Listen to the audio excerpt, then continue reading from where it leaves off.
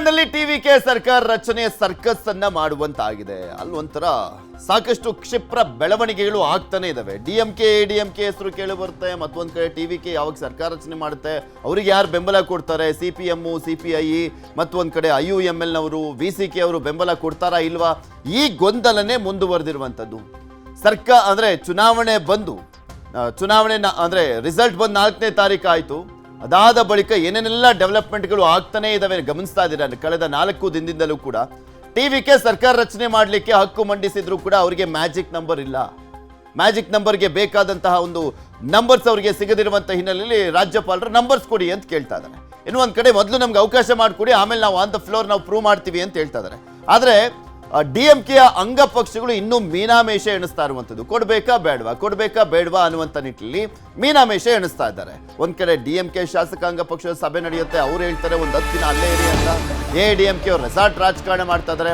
ತರ ವಿಚಿತ್ರ ಬೆಳವಣಿಗೆಗಳು ತಮಿಳುನಾಡಿನ ರಾಜಕಾರಣದಲ್ಲಿ. ದಳಪತಿ ವಿಜಯ್ಗೆ ಮ್ಯಾಜಿಕ್ ನಂಬರ್ ತಲೆಬಿಸಿ ಅಂತೂ ಸರಿಯಾಗಿ ಕಾಡ್ತಾ ಇದೆ. ಪದಗ್ರಹಣಕ್ಕೆ ಇನ್ನೂ ಸಿಕ್ಕಿಲ್ಲ ಗವರ್ನರ್ ಪರ್ಮಿಷನ್. ಗವರ್ನರ್ ಕೇಳ್ತಾ ಇರೋದು ಮ್ಯಾಜಿಕ್ ನಂಬರ್ ತೋರಿಸಿ ಅಂತ. ಬಹುಮತದ ನಂಬರ್ಗೆ ರಾಜ್ಯಪಾಲ ಅರ್ಲೇಕರ್ ಪಟ್ಟಿಡಿದಿದ್ದಾರೆ. 117 ಶಾಸಕರ ಪಟ್ಟಿಯನ್ನು ನೀಡುವಂತೆ ಗವರ್ನರ್ ಸೂಚನೆಯನ್ನ ಕೊಟ್ಟಿದ್ದಾರೆ. ಇಂದು ವಿಜಯ್ 117 ಶಾಸಕರ ಪಟ್ಟಿ ನೀಡುವಂತ ಸಾಧ್ಯತೆ ಇದೆ. 112 ಜನರ ಬೆಂಬಲ ಇದೆ. 108 ಇದ್ದಿದ್ದು ಟಿವಿಕೆ, ವಿಜಯ್ 2 ಕಡೆ ಗೆದ್ದಿದ್ದಂತ ಹಿನ್ನೆಲೆಯಲ್ಲಿ 107 ಆಗುತ್ತೆ. ಬಹುಮತಕ್ಕೆ ಮ್ಯಾಜಿಕ್ ನಂಬರ್ ಇಲ್ಲಿ ಅವರು 1 ಸ್ಥಾನ ಕಡಿಮೆ ಆಗುವಂತ ಹಿನ್ನೆಲೆಯಲ್ಲಿ 233 ಆಗುತ್ತೆ. 234ರಲ್ಲಿ 233 ಆಗುತ್ತೆ. ಆಗ ಮ್ಯಾಜಿಕ್ ನಂಬರ್ 117. ಸೊ ಹೀಗಾಗಿ ಇನ್ನೂ 5 ಶಾಸಕರ ಬೆಂಬಲ ಸಿಗಬೇಕಾಗಿದೆ. ಕಾಂಗ್ರೆಸ್ ಈಗ ಆಲ್ರೆಡಿ ಹೇಳಿರುವಂಥದ್ದು ನಮ್ಮ ಬೆಂಬಲ ಅವರಿಗೆ ಅಂತ ಪತ್ರಗಳನ್ನು ಕೂಡ ಕೊಟ್ಟಿದ್ದಾರೆ. ಗವರ್ನರ್ ನಡೆಗೆ ಟಿವಿಕೆ ಮತ್ತು ಕಾಂಗ್ರೆಸ್ ಶಾಸಕರು ಆಕ್ರೋಶ ವ್ಯಕ್ತಪಡಿಸ್ತಾ ಇದ್ದಾರೆ. ಇಂದು ತಮಿಳುನಾಡಿನಲ್ಲಿ ಪ್ರತಿಭಟನೆಗೆ ಕಾಂಗ್ರೆಸ್ ಕರೆ ಕೊಟ್ಟಿದೆ. ಬಹುಮತ ಸಾಬೀತಿಗೆ ಸರ್ಕಸ್ ಅನ್ನ ಮಾಡ್ತಾ ಇದ್ದಾರೆ. ಇನ್ನು ತಮಿಳುನಾಡಿನಲ್ಲಿ ನಂಬರ್ ಗೇಮ್ ಆಟ. ಇಂದು ಮತ್ತೆ ಟಿವಿಕೆ ಶಾಸಕರ ಮೀಟಿಂಗ್ ಅನ್ನ ಕರೆಯಲಾಗಿದೆ. ಮೇಲಿಂದ ಮೇಲೆ ಟಿವಿಕೆ ಶಾಸಕರ ಮೀಟಿಂಗ್ ಅನ್ನ ಕರೆಯಲಾಗ್ತದೆ. ವಿಜಯ್ ಕರೆದಿದ್ದಾರೆ. ಮನೆಯೂರು ಕಚೇರಿಯಲ್ಲಿ ಮೀಟಿಂಗ್ ಅನ್ನ ಕರೆಯಲಾಗಿರುವಂಥದ್ದು. ಮೊನ್ನೆಯಿಂದ ಕಳೆದ 2-3 ಸಭೆಯನ್ನ ಮಾಡಲಾಯಿತು, ಶಾಸಕರ ಸಭೆಯನ್ನ ಮಾಡಲಾಯಿತು. ಅಲ್ಲೇ ಮತ್ತೊಮ್ಮೆ ಮೀಟಿಂಗ್ ಅನ್ನ ಕರೆಯಲಾಗಿದೆ. ಅವರ ಕಚೇರಿಯಲ್ಲಿ ಮೀಟಿಂಗ್ ಅನ್ನ ಕರೆಯಲಾಗಿರುವಂಥದ್ದು. ಸಾಕಷ್ಟು ಡೆವಲಪ್ಮೆಂಟ್ಸ್ಗಳಂತೂ ಆಗ್ತಾ ಇದೆ ತಮಿಳುನಾಡಿನಲ್ಲಿ. ಒಂದ್ ಕಡೆ ಸಿದ್ಧತೆ ಆಗ್ತಾ ಇರುವಂಥದ್ದು ಅವರ ಪ್ರಮಾಣ ವಚನಕ್ಕೆ, ಆದರೆ ಅವಕಾಶ ಸಿಗ್ತಾ ಇಲ್ಲ. ಇನ್ನೂ ಕೂಡ ಪ್ರಮಾಣ ವಚನ ಸ್ವೀಕಾರ ಮಾಡಿ ವಿಧಾನಸಭೆಯಲ್ಲಿ ನಾವು ಪ್ರೂವ್ ಮಾಡ್ತೀವಿ ಅಂತ ಹೇಳ್ತಾ ಇದ್ದಾರೆ ವಿಜಯ್. ಕನ್ವಿನ್ಸ್ ಮಾಡ್ಲಿಕ್ಕೆ ಆಗ್ತಾ ಇಲ್ಲ ಗವರ್ನರ್ನ. ಗವರ್ನರ್ ನೀವು ಮ್ಯಾಜಿಕ್ ನಂಬರ್ ತೋರಿಸಿದ್ರಷ್ಟೇ ನಾನು ಅವಕಾಶ ಮಾಡಿಕೊಡ್ತೀನಿ ಅಂತ ಹೇಳ್ತಾ ಇದ್ದಾರೆ. ಸದ್ಯಕ್ಕೆ ಇರುವಂತ ಸಿಚುಯೇಷನ್ ಇದು ತಮಿಳುನಾಡಿನಲ್ಲಿ. ರಿಸಲ್ಟ್ ಬರ್ತಿದ್ದ ಹಾಗೆ ಓಕೆ, ವಿಜಯ್ ಮುಖ್ಯಮಂತ್ರಿ ಹಾಗೆ ಬಿಟ್ರು. ಚಿಕ್ಕ ಪಾರ್ಟಿಯವರೆಲ್ಲ ಬಂದು ಅವರಿಗೆ ಸಪೋರ್ಟ್ ಮಾಡ್ತಾರೆ. ಕ್ಷಣಗಣನೆ ಆರಂಭವಾಗಿದೆ ಅವರ ಪ್ರಮಾಣ ವಚನಕ್ಕೆ ಅಂತ ಅಂದ್ಕೊಳ್ಳಲಾಗಿತ್ತು. ಆದ್ರೆ ಟ್ವಿಸ್ಟ್ ಮೇಲೆ ಟ್ವಿಸ್ಟ್ ಸಿಗ್ತಾ ಇದೆ ತಮಿಳುನಾಡಿನ ರಾಜಕಾರಣದಲ್ಲಿ. ಹಂಗ್ ಅಸೆಂಬ್ಲಿ ಆದ್ರೆ, ಅತಂತ್ರ ವಿಧಾನಸಭೆ ನಿರ್ಮಾಣ ಆದ್ರೆ ಏನಾಗುತ್ತೆ ಅಂದ್ರೆ ಅದಕ್ಕೊಂದು ಸಾಕ್ಷಿ. ನಮ್ಮ ಕರ್ನಾಟಕದಲ್ಲಂತೂ ಸಾಕಷ್ಟು ಬಾರಿ ಆಗಿದೆ ಇದು ಹಂಗ್ ಅಸೆಂಬ್ಲಿ ಅನ್ನುವಂಥದ್ದು. ಅದು ತಮಿಳುನಾಡಿನಲ್ಲೂ ಕೂಡ ನಾವು ನೋಡ್ತಾ ಇದ್ದೀವಿ. ಇದೆಲ್ಲದ್ರ ಬಗ್ಗೆ ಇನ್ನಷ್ಟು ಮಾಹಿತಿಯನ್ನು ಕೊಡ್ತಾ ಹೋಗ್ತಾರೆ ನಮ್ಮ ಪ್ರತಿನಿಧಿ. ತಮಿಳುನಾಡಿನಲ್ಲೇ ನೇರ ಸಂಪರ್ಕದಲ್ಲಿ ಜಾಯಿನ್ ಆಗಿದ್ದಾರೆ ಕೃಷ್ಣ.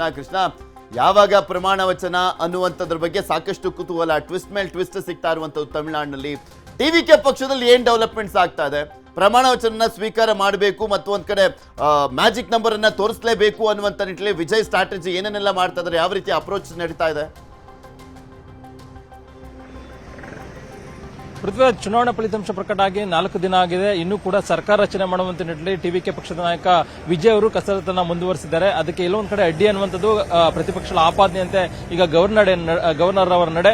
ಯಾಕಂದ್ರೆ 118 ಶಾಸಕರ ಮ್ಯಾಜಿಕ್ ನಂಬರ್ ಏನಿದೆ ಆ ಒಂದು ಸಂಖ್ಯಾ ಬಲದ ವಿವರವನ್ನ ತಮಗೆ ಕೊಡಿ ಅನ್ನೋದು ಮಾತನ್ನ ಗವರ್ನರ್ ಅವರು ಕೇಳ್ತಾ ಇದ್ದಾರೆ. ಹಾಗಾಗಿನೇ ನಟ ವಿಜಯ್ ಅವರಿಗೆ ಒಂದು ರೀತಿ ದೊಡ್ಡ ಸಮಸ್ಯೆಗೆ, ಒಂದು ರೀತಿ ಸಂಕಷ್ಟಕ್ಕೆ ಸಿಲ್ಕೊಂಡಿರುವಂತದ್ದು. ಒಂದ್ ಕಡೆಗೆ 118 ಶಾಸಕರು ಇದ್ದಾರೆ ತಮ್ಮ ಪಕ್ಷದಲ್ಲಿ, ಮತ್ತೊಂದು ಕಡೆ ಕಾಂಗ್ರೆಸ್ನ 50 ಶಾಸಕರು ಕೂಡ ಈಗಾಗಲೇ ಬೆಂಬಲವನ್ನು ಕೊಟ್ಟಿದ್ದಾರೆ. ಇನ್ನು ಉಳಿದಿರತಕ್ಕಂಥ 6 ಜನ ಶಾಸಕರಿಗೋಸ್ಕರವಾಗಿ ತಮ್ಮದೇ ಆದಂತಹ ಕಾರ್ಯತಂತ್ರವನ್ನು ಕೂಡ ಮಾಡಿದ್ದಾರೆ. ಈಗಾಗಲೇ ವಿಜಯ್ ಅವರ ಒಂದು ಗವರ್ನರ್ ಏನ್ ನಡೆಯನ್ನ ತೋರ್ತಾ ಇದ್ದಾರೆ ಆ ಒಂದು ಬೆಳವಣಿಗೆಗಳ ಆಧಾರದ ಮೇಲೆ ಈಗ ವಿಸಿಕೆ ಮತ್ತೆ ಸಿಪಿಎಂ ಮತ್ತೆ ಸಿಪಿಐ ಎಲ್ಲಾ ಶಾಸಕರು ಕೂಡ ಸಭೆಯನ್ನು ಕೂಡ ಮಾಡ್ತಾ ಇರುವಂತದ್ದು. ಇವತ್ತು ಸಭೆಯನ್ನ ಸೇರೋದ್ರ ಮುಖಾಂತರವಾಗಿ ಎಲ್ಲ ಒಂದ್ ಕಡೆ ನಟ ವಿಜಯ್ ಅವರಿಗೆ ಬೆಂಬಲ ಕೊಡುವಂತ ನಿಟ್ಟಲ್ಲಿ ಕೂಡ ಈಗಾಗಲೇ ಮುಂದಾಗಿರುವಂತದ್ದು. ಅದ್ರ ಜೊತೆಗೆ ಇವತ್ತು ಟಿವಿಕೆ ಪಕ್ಷದ ನಾಯಕರಾಗಿರ್ತಕ್ಕಂಥ ನಟ ವಿಜಯ್ ಅವರು ಕೂಡ ತಮ್ಮ ನಿವಾಸದಲ್ಲಿ ಮಹತ್ವದ ಸಭೆಯನ್ನು ಕೂಡ ಕರೆದಿರುವಂತದ್ದು. ಟಿವಿಕೆ ಪಕ್ಷದ ಶಾಸಕರ ಜೊತೆಗೆ ಸಭೆಯನ್ನ ಮಾಡೋದ್ರ ಮುಖಾಂತರವಾಗಿ ಹೇಗಾದ್ರೂ ಮಾಡಿ ನಾಳೆ ಒಳಗಡೆ ಪದಗ್ರಹಣ ಕಾರ್ಯಕ್ರಮವನ್ನ ಮಾಡಲೇಬೇಕು ಅನ್ನೋ ನಿಟ್ಟಿನಲ್ಲಿ ಒಂದು ಮನಸ್ಥಿತಿಗೆ ಬಂದಿರುವಂತದ್ದು ನಟ ವಿಜಯ್ ಅವರು. ಆ ಮುಖಾಂತರವಾಗಿ ತಮಿಳುನಾಡು ಜನರಿಗೆ ಏನು ಭರವಸೆನ ಕೊಟ್ಟಿದ್ದಾರೆ ಆದಷ್ಟು ಬೇಗ ಈಡೇರಿಸಬೇಕು ಅನ್ನೋ ನಿಟ್ಟಲ್ಲಿ ಕೂಡ ಇವತ್ತು ಶಾಸಕರ ಜೊತೆ ಚರ್ಚೆ ಕೂಡ ಮಾಡಿದ್ದಾರೆ.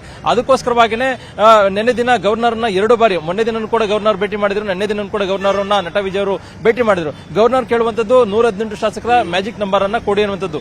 ಈಗ ವಿಜಯ್ ಅವರಿಗೆ ಕಾಂಗ್ರೆಸ್ನ 5 ಶಾಸಕರು ಮತ್ತೆ 108 ಶಾಸಕರ ಬೆಂಬಲ ಮಾತ್ರ ಇದೆ. ಆದರೆ ಉಳಿದಿರತಕ್ಕಂತಹ ವಿಸಿಕೆ, ಸಿಪಿಎಂ ಮತ್ತೆ ಸಿಪಿಐ ಶಾಸಕರು ಅಧಿಕೃತವಾಗಿ ಇನ್ನೂ ಕೂಡ ಬೆಂಬಲವನ್ನ ಕೊಟ್ಟಿಲ್ಲ. ಈಗಾಗಲೇ ಟಿವಿಕೆ ಪಕ್ಷದ ನಾಯಕರು ಅವರ ಸಂಪರ್ಕಕ್ಕೆ ಮಾಡಿ ಇಲ್ಲೊಂದ್ ಕಡೆ ಬೆಂಬಲ ಕೊಡುವಂತ ನಿಟ್ಟಿನಲ್ಲೂ ಕೂಡ ಮನವಿಯನ್ನು ಕೂಡ ಮಾಡ್ಕೊಂಡಿದ್ದಾರೆ. ಈಗಾಗಲೇ ಎಲ್ಲೊಂದ್ ಕಡೆ ತಮಿಳುನಾಡಲ್ಲಿ ಏನ್ ರಾಜಕೀಯ ಬಿಕ್ಕಟ್ಟು ಎದುರಾಗಿದೆ, ಇಲ್ಲೊಂದ್ ಕಡೆ ಇದು ದೊಡ್ಡ ಮಟ್ಟದಲ್ಲಿ ಹಿನ್ನಡೆ ಆಗುತ್ತೆ ಅನ್ನುವಂಥದ್ದು ಎಡ ಪಕ್ಷದ ಶಾಸಕರಿಗೂ ಕೂಡ ತಿಳಿಯಾಗಿರುವಂತದ್ದು. ಹಾಗಾಗಿನೇ ಈಗ ಡಿಎಂಕೆ ನಾಯಕರಾಗಿರ್ತಕ್ಕಂಥ ಸ್ಟಾಲಿನ್ ಅವರನ್ನು ಕೂಡ ಅವರು ಭೇಟಿಯನ್ನ ಮಾಡಿದ್ರು. ಈಗ ಡಿಎಂಕೆ ಪಕ್ಷ ಸೋತಿದೆ, ಸರ್ಕಾರದಲ್ಲಿಲ್ಲ, ಅಧಿಕಾರದಲ್ಲಿಲ್ಲ.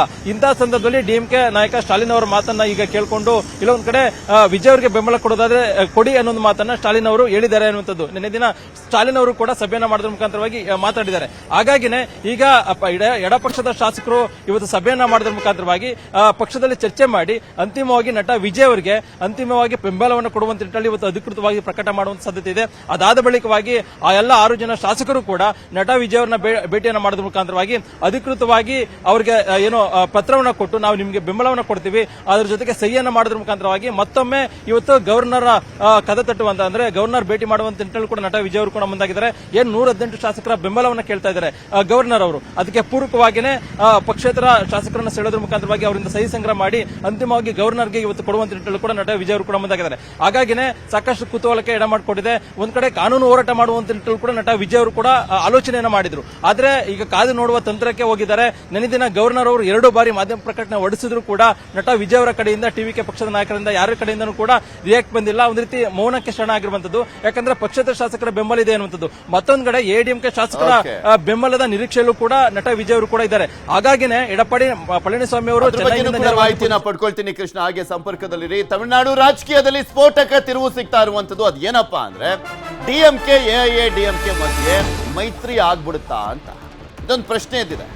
ಯಾಕೆಂದ್ರೆ ಎಐಎಡಿಎಂಕೆಯ ಶಾಸಕರು ಅದರಲ್ಲಿ ಎಲ್ಲೋ ಒಂದ್ ಕಡೆ ಇಬ್ಬಾಗ ಆಗಿದೆ ಅಂತ ಹೇಳಲಾಗ್ತದೆ. ಅದರಲ್ಲಿರುವಂತ ಚಿಕ್ಕ ಪುಟ್ಟ ಪಕ್ಷದವರು ಅಧಿಕೃತವಾಗಿ ಬಂದು ಟಿವಿಕೆಗೂ ಕೂಡ ಬೆಂಬಲವನ್ನ ಕೊಡ್ತಾ ಇಲ್ಲ. ಸೊ ಹೀಗಾಗಿ ಬಾಗ್ಯೇಟಲ್ಲಿ ಏನಾದ್ರೂ ಮೈತ್ರಿಯ ವಿಚಾರಕ್ಕೆ ಸಂಬಂಧಪಟ್ಟಂತೆ ಒಪ್ಪಂದಗಳಾಗ್ತಾ ಇದೆಯಾ, ಮಾತುಕತೆ ಆಗ್ತಾ ಇದೆಯಾ ಅಂತ 2 ಪಕ್ಷಗಳ ನಡುವೆ ನಡೀತಾ ಇದೆಯಂತೆ ಮಾತುಕತೆ. ಎಐಎಡಿಎಂಕೆಯಿಂದ 47 ಜನ ಶಾಸಕರಿದ್ದಾರೆ. ಇನ್ನು ಡಿಎಂಕೆ ಗೆದ್ದಿರುವಂಥದ್ದು 59 ಸ್ಥಾನ. 2 ಪಕ್ಷಗಳನ್ನ ಸೇರಿಸಿದ್ರೆ ಒಟ್ಟು 106 ಆಗುತ್ತೆ. ಇನ್ನು ಅವರ ಜೊತೆ ಇರುವಂತ ಮೈತ್ರಿ ಪಕ್ಷಗಳಿದಾವಲ್ಲ, ಈಗ ಎಐಎಡಿಎಂಕೆ ಜೊತೆಗೆ ಪಿಎಂಕೆ ಇದೆ, ಇನ್ನು ಡಿಎಂಕೆ ಜೊತೆಗೆ ಸಿಪಿಐ, ಸಿಪಿಎಂ ಮತ್ತು ಒಂದ್ ಕಡೆ ವಿಸಿಕೆ ಪಕ್ಷಗಳು ಇರುವಂತದ್ದು. ಸೊ ಹೀಗಾಗಿ ಇವ್ರನ್ನೆಲ್ಲರನ್ನೂ ಕೂಡ ಸೇರಿಸ್ಕೊಂಡ್ರೆ ಸರ್ಕಾರವನ್ನ ರಚನೆ ಮಾಡಿಬಿಡ್ತಾರಾ ಅನ್ನುವಂಥ ಕುತೂಹಲ ಇದೆ. ಆದ್ರೆ ಡೆಡ್ ಆಪೋಸಿಟ್ ಡಿಎಂಕೆ ಮತ್ತೆ ಎಐಎಡಿಎಂಕೆ. ರಾಜಕಾರಣದಲ್ಲಿ ಯಾರು ಶತ್ರುಗಳು ಅಲ್ಲ, ಯಾರು ಮಿತ್ರರು ಅಲ್ಲ ಅನ್ನುವಂಥದ್ದು ಎಲ್ರಿಗೂ ಗೊತ್ತಿರುವಂಥದ್ದೇ. ಆದ್ರೆ ಇವ್ರದ್ದು ತಮಿಳುನಾಡಿನಲ್ಲಿ ಎಐಎಡಿಎಂಕೆಗೆ ಮತ ಬರಬೇಕು ಅಂದ್ರೆ ಡಿಎಂಕೆ ಆಪೋಸಿಟ್ ಇರುವಂತ ಮತಗಳು, ಡಿಎಂಕೆಗೆ ಮತ ಬರಬೇಕು ಅಂದ್ರೆ ಎಐಎಡಿಎಂಕೆ ಆಪೋಸಿಟ್ ಇರುವಂತ ಮತಗಳು. ಇಂತಹ ಸಂದರ್ಭದಲ್ಲಿ ಮೈತ್ರಿ ಆಗತ್ತಾ, ಅದೊಂದು ಕುತೂಹಲ ಇದೆ. ಅದು ಕೂಡ ಮಾತುಕತೆಗಳಾಗ್ತಾ ಇದಾವಂತೆ. ಡಿಎಂಕೆ ಅಣ್ಣ ಡಿಎಂಕೆ ಒಂದಾದ್ರೆ ರಾಜೀನಾಮೆ ಫಿಕ್ಸು. ಟಿವಿಕೆಯ ಎಲ್ಲ ಶಾಸಕರು ರಾಜೀನಾಮೆ ಕೊಡ್ತೀವಿ ಅಂತ ಬೆದರಿಕೆಯನ್ನ ಕೂಡ ಹಾಕಿದ್ದಾರೆ. ಇನ್ನೊಂದ್ ಕಡೆ ತಮಿಳುನಾಡು ರಾಜಕೀಯದಲ್ಲಿ ಕುದುರೆ ವ್ಯಾಪಾರದ ಭೀತಿ ಎದುರಾಗಿದೆ. ರೆಸಾರ್ಟ್ ಸೇರಿರುವಂತದ್ದು ಎಐಎಡಿಎಂಕೆಯ 40ಕ್ಕೂ ಹೆಚ್ಚು ಶಾಸಕರು ರಾತ್ರಿ ರೆಸಾರ್ಟ್ನಲ್ಲಿ ಎಡಪ್ಪಾಡಿ ಪಳನಿಸ್ವಾಮಿ ಮೀಟಿಂಗ್ ಅನ್ನ ಮಾಡ್ತಾರೆ. ಕುದುರೆ ವ್ಯಾಪಾರ ಆಗುವಂಥದ್ದು ಡೌಟೇ.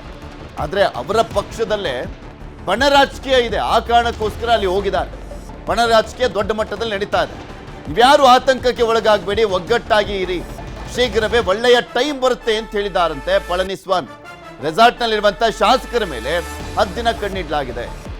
ಅದರಲ್ಲಿ ಪಳನಿಸ್ವಾಮಿ ನಾಯಕತ್ವವನ್ನೇ ಒಂದು ಟೀಮ್ ವಿರೋಧ ಮಾಡ್ತಾ ಇದೆ. ಅವ್ರ ಪರವಾಗಿರುವಂಥದ್ದೇ ಒಂದು 15ರಿಂದ 18 ಶಾಸಕರು. ನಾವು ಉಳಿದಂಥವರು ಷಣ್ಮುಗಂ ಟೀಮ್ಗೆ ಸಪೋರ್ಟ್ ಅನ್ನ ಮಾಡ್ತಾ ಇದ್ದಾರೆ, ಷಣ್ಮುಗಂಗೆ ಸಪೋರ್ಟ್ ಅನ್ನ ಮಾಡ್ತಾ ಇದ್ದಾರೆ ಅಂತ. ಇದು ಗವರ್ನರ್ ಭೇಟಿಗೆ ಮುಂದಾಗಿದ್ದಾರೆ ಪಳನಿಸ್ವಾಮಿ. ಅದೇ ಕುತೂಹಲ ಕೆಡಮಾಡ್ಕೊಟ್ಟಿರುವಂಥದ್ದು. ಯಾವ ಕಾರಣಕ್ಕೋಸ್ಕರ ಇವ್ರು ಗವರ್ನರ್ನ ಮೀಟ್ ಮಾಡ್ತಾ ಇದ್ದಾರೆ ಅಂತ. ಗವರ್ನರ್ ಭೇಟಿಗೆ ಸಮಯನ್ನ ಕೇಳಿರುವಂಥದ್ದು ಪಳನಿಸ್ವಾಮಿ. ಗವರ್ನರ್ ಬಳಿ ಸರ್ಕಾರ ರಚನೆಗೆ ಏನಾದರೂ ಅವಕಾಶ ಕೊಡ್ತಾರೆ. ಮೊದಲೇ ಇವ್ರಿಗೆ ಅವಕಾಶ ಕೊಡ್ತಾ ಇಲ್ಲ, ಗವರ್ನರ್ ಮ್ಯಾಜಿಕ್ ನಂಬರ್ ತೋರಿಸಿ ಅಂತ. ಪಳನಿಸ್ವಾಮಿ ಹೋದ್ರೆ ಯಾವ ಕಾರಣಕ್ಕೆ ಹೋಗ್ತಾರೆ? ಸರ್ಕಾರವನ್ನ ರಚನೆ ಮಾಡೋದಕ್ಕೆ ಏನಾದರೂ ಅವಕಾಶ ಕೇಳ್ತಾರ?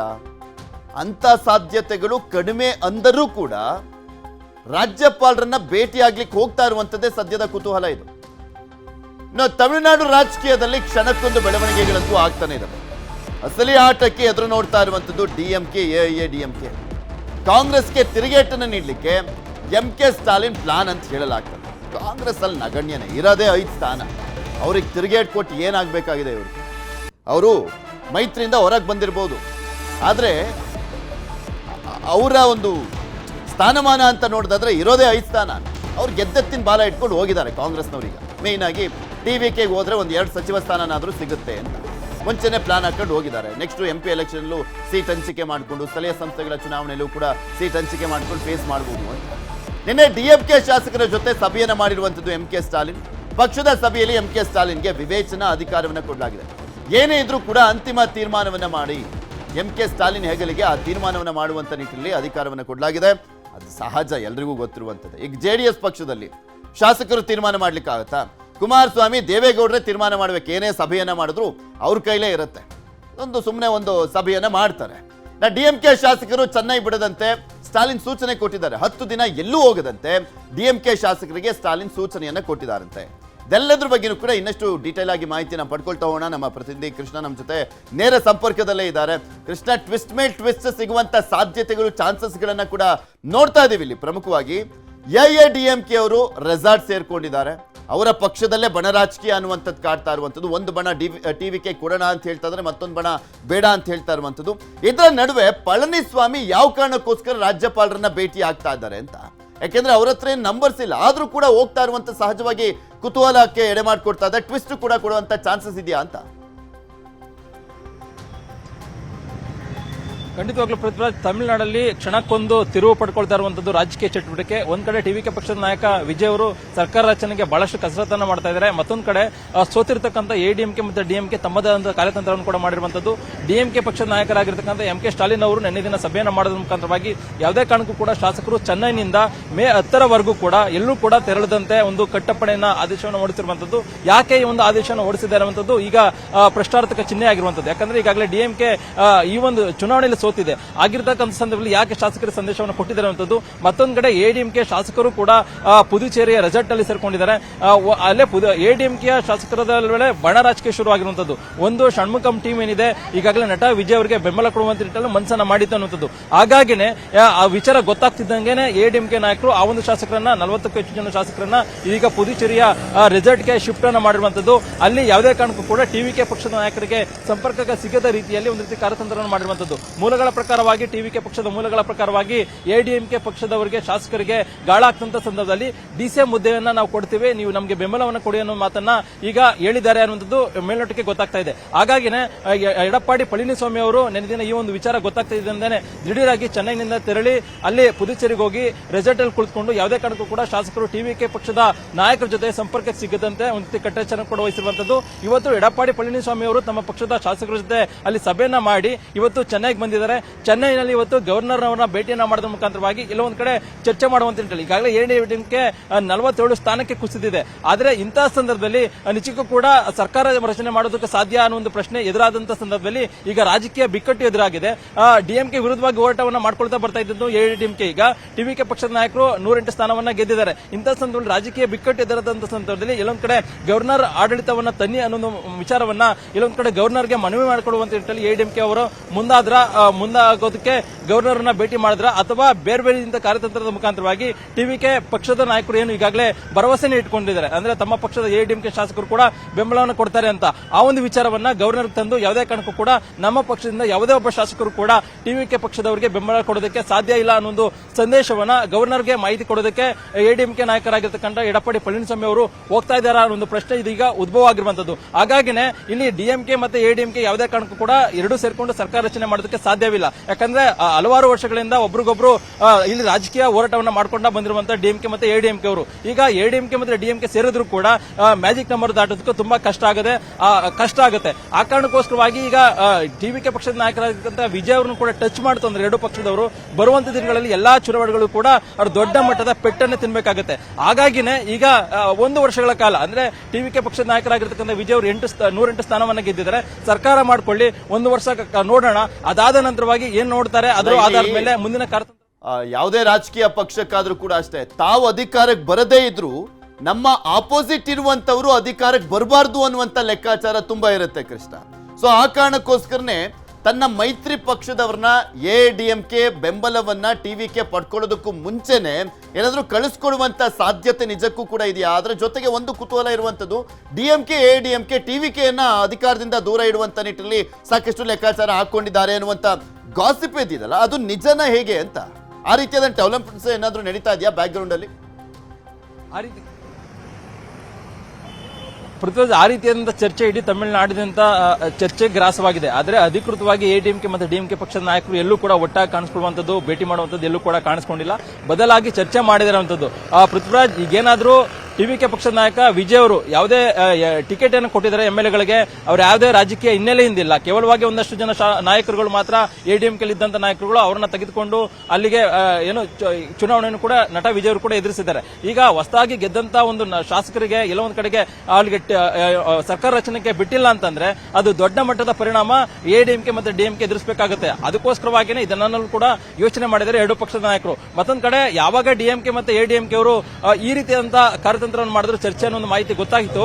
ಈಗ ಟಿವಿಕೆ ಪಕ್ಷದ ಶಾಸಕರು ಕೂಡ ರಾಜೀನಾಮೆ ನೀಡುವಂತ ಒಂದು ಬೆದರಿಕೆಯನ್ನು ಕೂಡ ಹಾಕಿದ್ದಾರೆ. ಯಾಕಂದ್ರೆ ಎಲ್ಲರೂ ಕೂಡ ಹೊಸದಾಗಿದ್ದಂತವರು, ಆಟೋ ಚಾಲಕರು, ಮತ್ತೊಂದು ಕಡೆ ಬೇರೆ ಬೇರೆ ಸಾಮಾನ್ಯ ವರ್ಗದವರಿಗೆ ಟಿಕೆಟ್ ಅನ್ನು ಕೊಟ್ಟು ನಟ ವಿಜಯ್ ಅವರು ಕೂಡ ಗೆಲ್ಲಿಸಿದ್ದಾರೆ. ಅಂತ ಸಂದರ್ಭದಲ್ಲಿ ಇಡೀ ತಮಿಳುನಾಡಿನಲ್ಲಿ, ಚೆನ್ನೈನಲ್ಲಿ ಒಂದೇ ಧ್ವನಿ, ನಟ ವಿಜಯ್ ಅವರು ಆದಷ್ಟು ಬೇಗ ಪದಗ್ರಹಣ ಕಾರ್ಯಕ್ರಮವನ್ನು ಮಾಡಬೇಕು ಅನ್ನುವಂಥದ್ದು. ಒಂದ್ ವೇಳೆ ಏನಾದ್ರು ನಟ ವಿಜಯ್ ಅವರಿಗೆ ಡಿಸ್ಟರ್ಬ್ ಮಾಡ್ತು ಅಂತಂದ್ರೆ ಇದು ಮುಂದಿನ ದಿನಗಳಲ್ಲಿ ದೊಡ್ಡ ಮಟ್ಟದ ಪರಿಣಾಮ ಬೀರುತ್ತೆ ಅನ್ನುವಂಥದ್ದು ಎಡಿಎಂಕೆ ಮತ್ತೆ ಡಿಎಂಕೆ ಲೆಕ್ಕಾಚಾರ.